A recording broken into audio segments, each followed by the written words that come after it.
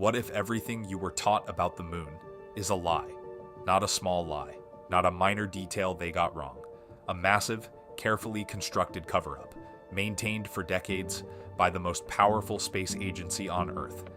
NASA has landed astronauts on the moon. They've collected rocks. They've run experiments. But there are things they found up there that they never told you about. Things that don't make sense, unless the moon isn't what we think it is. Stay with me, because what you're about to hear will change the way you look at the night sky forever. Let's start with 1969. The Apollo 11 moon landing. The moment America planted its flag on the lunar surface and declared victory in the space race. But look at what happened afterwards. NASA deleted the original telemetry data from Apollo 11. Gone. The technology used to get to the moon, completely lost. And today, NASA openly admits it cannot broadcast the next moon landing live. In 1969, with computers less powerful than your smartphone, they allegedly broadcast live to 600 million people. But today they cannot do the same thing. The Apollo missions were not about science. They were about control. Here is something that no astronomer, no physicist, and no NASA scientist has ever been able to fully explain. The moon is exactly 400 times smaller than the sun, and it sits exactly 400 times further away from Earth than the sun. This is why, during a total solar eclipse, the moon fits over the sun with almost supernatural precision, blocking it completely edge to edge, creating the perfect corona effect. The mathematical probability of this happening naturally, by random chance, is essentially zero. Zero. But it gets stranger. The moon rotates at exactly the right speed to always show Earth the same face. We have never, not once in recorded human history, seen the far side of the moon from Earth, unless it was designed that way. In November 1969, during the Apollo 12 mission, NASA deliberately crashed the lunar module onto the moon's surface. The reason? To measure seismic activity. What happened next shocked the scientists in the room. The moon rang like a bell. For 55 minutes, the moon vibrated, resonating with a deep, hollow sound that a solid rocky body simply cannot produce. NASA's own scientists stated the data suggested the moon may be hollow. A hollow moon would mean it is not a natural rock. A hollow moon would mean it is a structure. And the metal composition analysis confirmed something even more disturbing. The moon's surface contains processed metals, titanium, chromium, metals that do not form naturally.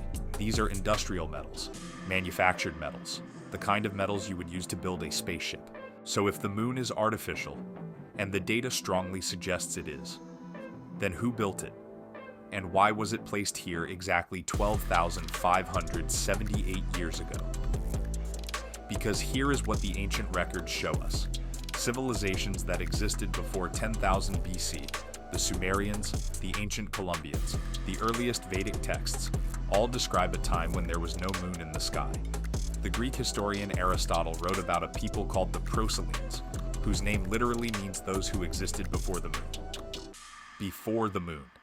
Ancient myths from Africa, South America, and Asia all describe the arrival of the moon as a catastrophic event, a time when the skies changed, when memory faded, when humanity lost something it could never quite name.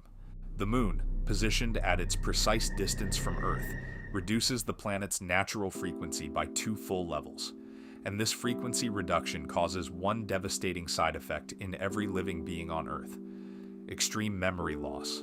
Not just forgetting where you put your keys, the loss of your deepest memory, your oldest memory, the memory of what you truly are.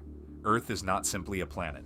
It is a rehabilitation station, a containment system for souls, creator beings from across the galaxy, who were placed here precisely because they could not be destroyed.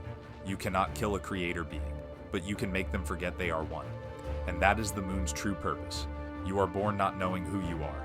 You live not knowing what you are capable of. And you die, and respawn, over and over again. Some souls have lived only a few lives here, others, hundreds, trapped in a cycle they cannot remember their way out of. The moon is up there right now, looking down at you, adjusting its position like only an artificial object does, showing you only the face it wants you to see. Ask yourself, when was the last time you felt like something was missing? like there was a version of yourself you couldn't quite access. Maybe now you know why. But here is the thing. Some people do remember. Slowly. Imperfectly. But they remember. And the moment a creator being remembers what they truly are, the Matrix loses its hold on them. That is why this information is hidden. That is why the moon's true nature is buried. Because the one thing the architects of this system fear is you remembering. This is DarkVault. We don't give you comfort, we give you truth. Subscribe if you're ready to wake up. The vault is just getting started.